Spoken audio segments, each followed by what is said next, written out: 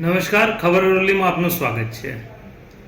અરવલ્લી જિલ્લા માટે એક ચકચારી ઘટના આજે સામે આવી છે, જેમાં ગત મધરાત્રે અરવલ્લી જિલ્લા એલસીબી પોલીસને બાતમી મળી હતી કે લુણાવાડા તરફથી એક કાર માદક પદાર્થોનો મોટો જથ્થો ભરીને આવી રહી છે, જેના આધારે ગલિયાદાંતી ચેકપોસ્ટ ઉપર એટલે કે ટોલ નાકા ઉપર માલપુર પોલીસના સાથ સહકારથી ઘેરાબંધી કરી હતી, પરંતુ પૂર ઝડપે આવી રહેલી કારે આ ઘેરાબંધીને તોડી ગાડી ભગાડી મૂકી હતી, જેના કારણે એલસીબી પોલીસ અને માલપુર પોલીસે પીછો કર્યો હતો।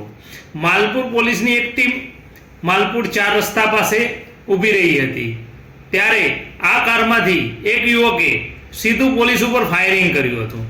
ફાયરિંગમાં પોલીસનો આબાદ બચાવ થયો હતો, પરંતુ પોલીસની ઘેરાબંધી અને જાગૃતતાના કારણે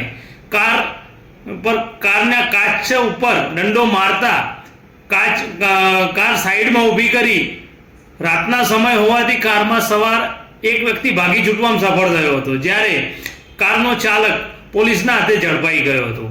પોલીસે કારને અને ઝડપાઈ ગયેલા શખ્સને માલપુર પોલીસ સ્ટેશને લાવી તલાશી લેતા કારમાંથી 13 લાખ રૂપિયા ઉપરાંતનો પોસ્ટ ડોડાનો જથ્થો જપ્ત કર્યો હતો।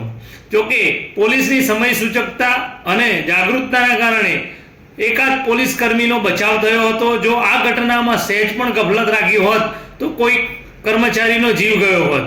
પોલીસે આ સંદર્ભે એનડીપીએસ એક્ટ હેઠળ મુજબ કાર્યવાહી હાથ ધરી છે અને ભાગી છૂટેલા આરોપી તેમજ ઝડપાઈ ગયેલા આરોપી વિશે વિગતવાર માહિતી મેળવવા પ્રયાસ શરૂ કર્યા છે। ખબર અરવલ્લી, અલ્પેશ રાઠોડ।